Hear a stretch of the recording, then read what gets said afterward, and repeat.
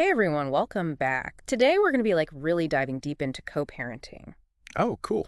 Specifically when you're raising a child with autism. You okay? We've got this great resource. Uh, It's the Cheap ABA website, mm, and particularly their article on co-parenting strategies. right. This can be a seriously challenging journey. Oh, for sure. But we want to really try to equip you with practical tools and insights to Mm, help you navigate it successfully. absolutely. So let's just get started by acknowledging the elephant in the room. Okay. How does autism actually impact the dynamics of co-parenting? That's a great question. I mean, we all know it's a factor, So, but how do we move beyond just knowing that right. to really understanding its implications? Yeah. You see, Yeah. understanding autism's influence isn't about labeling or putting your child in a box. Right. It's about recognizing that their behaviors, their communication style, even their basic needs Yeah. are all shaped by their neurodiversity. The Cheap ABA website really dives deep into the concept of sensory needs. Mm-hmm. And it's not just theoretical. They Mm-hmm. show how those needs impact every aspect of a child's daily life. Absolutely. Imagine a child who's hypersensitive to sound. Right? A seemingly simple trip to the grocery store can become incredibly overwhelming for them, Yeah. leading to meltdowns or withdrawal. Wow. And if co-parents aren't on the same page about managing those sensory challenges, Oh, yeah. it can create friction and inconsistency. Which is why Cheap ABA stresses the importance of a co-parenting plan. For sure. And this isn't just about agreeing on bedtimes or who picks up the kids from soccer practice. This No. is about building a foundation for consistency Yeah. in how you approach your child's unique needs. Exactly. Inconsistency can be incredibly challenging for children with autism. Yeah. Imagine one parent allowing extra screen time to soothe the meltdown, Right. while the other enforces stricter limits. Oh, wow. This can lead to confusion, anxiety, Oh, yeah. and even manipulation as the child learns to play one parent against the other. Oh, no. A solid co-parenting plan helps mitigate these issues Okay. by creating a unified approach. The article gives some really interesting examples of what this looks like in practice, particularly around communication. They talk about using visual aids like charts or schedules, Yeah. which can be incredibly helpful for kids who struggle with verbal communication Right. or processing verbal instructions. Visual aids provide clarity and predictability, Yeah.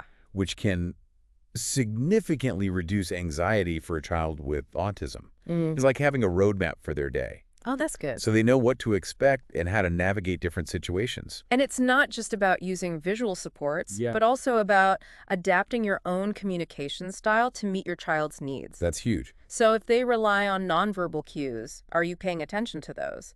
If they need extra time to process information, are you giving them that space? What's fascinating here is that this adaptation in communication style often extends to the co-parenting relationship itself. Yeah.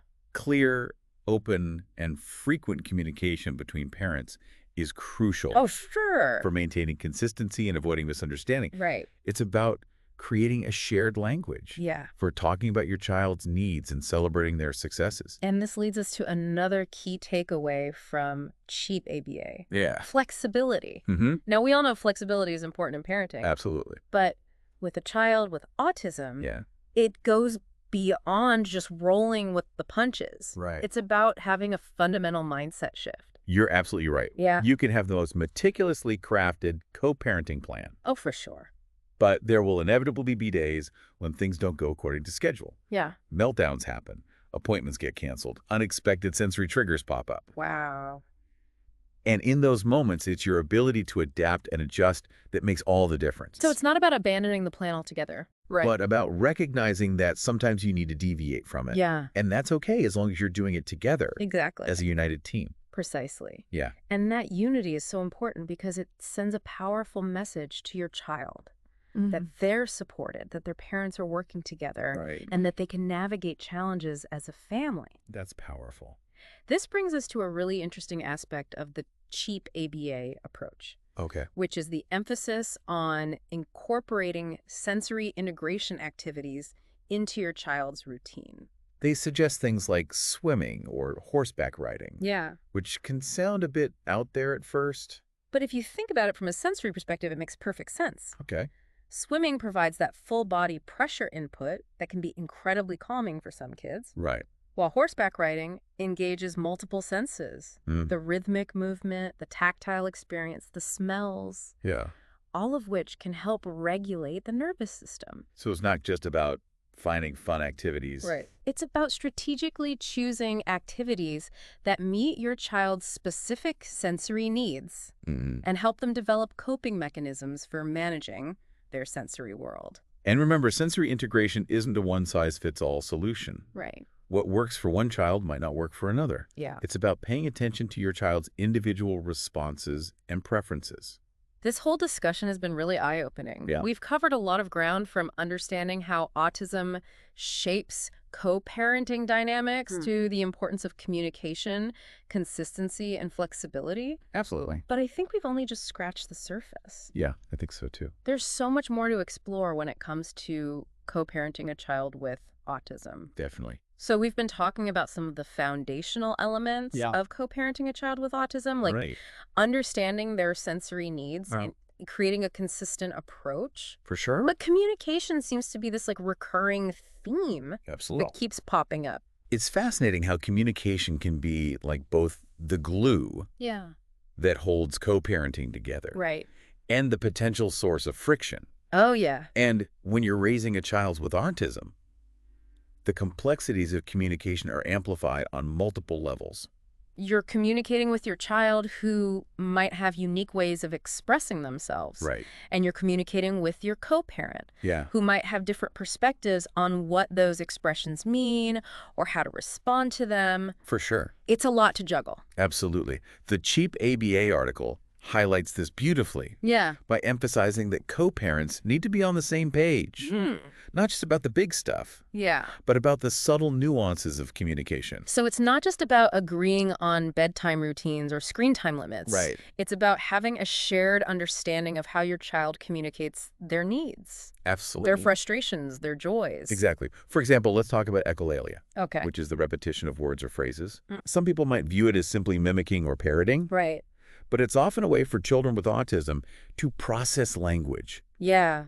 regulate their emotions, or even initiate communication. The article cautions against dismissing echolalia as meaningless.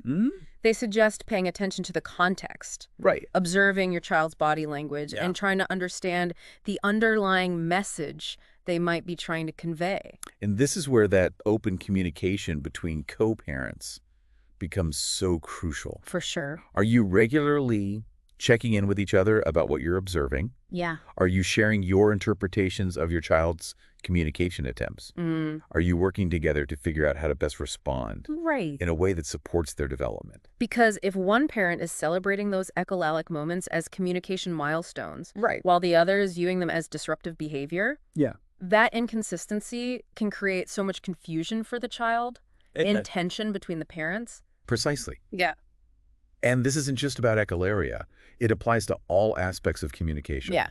Are you both on the same page about how to handle meltdowns, how to encourage social interaction, Right. how to respond when your child is struggling to express themselves? This raises an important question. Yeah. How do you actually have these conversations constructively, Right. especially when emotions are running high? Because co-parenting, even in the best of circumstances, can be stressful. Absolutely. And when you add the complexities of autism to the mix, For sure. it can sometimes feel like you're navigating a minefield. It's about creating a safe space for dialogue Okay. where both co-parents feel heard and respected, Yeah. even if you don't always agree. Right. Remember, you're on the same team, working towards the same goal, your child's well-being. Cheap ABA suggests some really practical strategies for fostering this kind of open communication, like scheduling regular check-in meetings, using I statements to express your feelings, Right. and actively listening to each other's perspectives. They also emphasize the importance of seeking professional support. Oh, yeah. If communication breakdowns become a recurring pattern, Okay. family therapy or co-parenting counseling can provide valuable tools and strategies for navigating these complex conversations. And it's not a sign of weakness to ask for help. It's a sign of strength Absolutely. and a commitment to making co-parenting work. A skilled therapist can act as a neutral facilitator, Yeah. helping you identify communication patterns, Right. understand each other's perspectives, and develop strategies for resolving conflict. What's interesting is that these communication challenges Yeah. often stem from a deeper layer of complexity. Okay.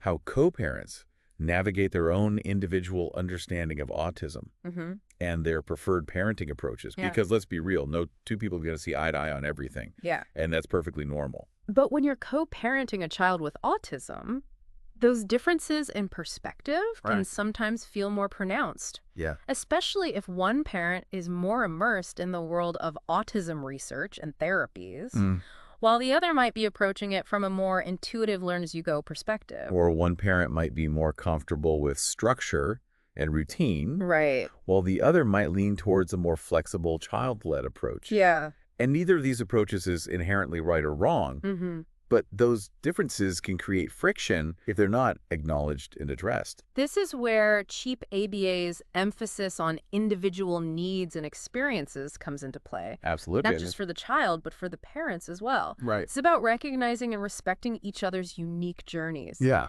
Even as you strive to find common ground in your parenting approach. It's not about one parent converting the other to their way of thinking, Right. but about finding a way to honor both perspectives and create a co-parenting dynamic that feels authentic and supportive for everyone involved. And maybe that means agreeing to disagree on certain things while still presenting a united front on the things that matter most. Yeah. Like showing your child unconditional love and support. What's fascinating here is that these differences in understanding or parenting approaches can actually be a strength. Oh, wow. If they're approached with open-mindedness and a willingness to learn from each other. It's like having two different sets of lenses. Exactly. Through which to view your child's world, which can lead to richer insights and more well-rounded support. One parent's strength might be the other's area for growth, and vice versa. That's a good point. It's about collaboration and complementing each other's strengths to create the best possible environment for your child to thrive. And that brings us back full circle to communication. Absolutely. If you can create a space where both parents feel safe to express their perspectives, their concerns, and their hopes for their child. Right. That's where the real magic of co-parenting happens. It's about embracing those differences, not as obstacles, but as opportunities for growth. Yeah. Both individually and as a co-parenting team. So we've covered a lot of ground in this deep dive. It really feels like From understanding the impact of autism on like all the co-parenting dynamics to the importance of communication and consistency and flexibility. Right. But I want to kind of shift gears a bit as we wrap up. Okay. And talk about something that's often overlooked. Yep. In the midst of like all the, practical strategies and to-do lists. You mean the emotional side of it all? Exactly. Because co-parenting a child with autism can be incredibly demanding. Yeah. Both, mentally and emotionally. Right. You're constantly advocating and researching and problem solving. Right. And it's easy to get caught up in the whirlwind of it all and forget to take care of, yourselves. The CHEAP ABA website actually touches on this. Oh, they do? They talk about the importance of self-care for co-parents. Okay. And how essential it is for maintaining a healthy and supportive relationship. Because if you're, burnt out and resentful, it's going to be so much harder to show up for your child. Right. And for each other. Think of it like the oxygen mask on an airplane. Okay. You have to put on your own mask first before you can help anyone else. So what does self-care actually look like in the context of co-parenting? Right. It's not always easy to carve out time for yourself. No, it's not. Especially when you're juggling work and therapy appointments and all the other demands of family life. It doesn't have to be grand gestures. Okay. Sometimes self-care is as simple as taking 5 minutes to sit in silence and just breathe deeply. Yeah. Or going for a walk in nature. Right. Or calling a friend for a quick chat. And it's about recognizing each other's needs for self-care too. Absolutely. And offering support when possible. Yeah, for sure. If one parent is feeling overwhelmed, maybe the other can take the kids for an afternoon. Right. Or handle dinner and bedtime routines. Yeah, exactly. It's those small acts of kindness, those gestures of understanding that can make all the difference. They do. In maintaining a strong and resilient co-parenting partnership. And what's fascinating here is that this focus on self-care and supporting each other ultimately benefits the child as well. Because when parents are feeling grounded and balanced, they're able to create a more stable and loving environment for their child. It's like that ripple effect we talked about earlier. Right. Self-care ripples outwards, creating a more positive and harmonious family dynamic. So as we wrap up this deep dive, Yeah. I want to leave you with a final thought that really encapsulates everything we've discussed. Co-parenting a child with autism is a journey full of challenges and rewards. Oh, for sure. It's a journey that requires, understanding communication flexibility and a deep well of compassion. But above all, it's a journey that's powered by love. Yes. Love for your child, love for each other, and love for yourselves. And when you approach co-parenting with that love as your guiding principle, you'll find that even the toughest challenges become more manageable. For sure. And the smallest victories become moments to celebrate. Thank you all so much for joining us on this deep dive. It's been a pleasure. We hope you found it insightful and empowering. Yeah. And that you'll walk away with some practical strategies and a renewed sense of hope. Absolutely. And remember, you're not alone on this journey. Yeah. There's a whole community of support out there waiting to embrace you. That's right. So keep learning, keep connecting, and keep diving deep until next time.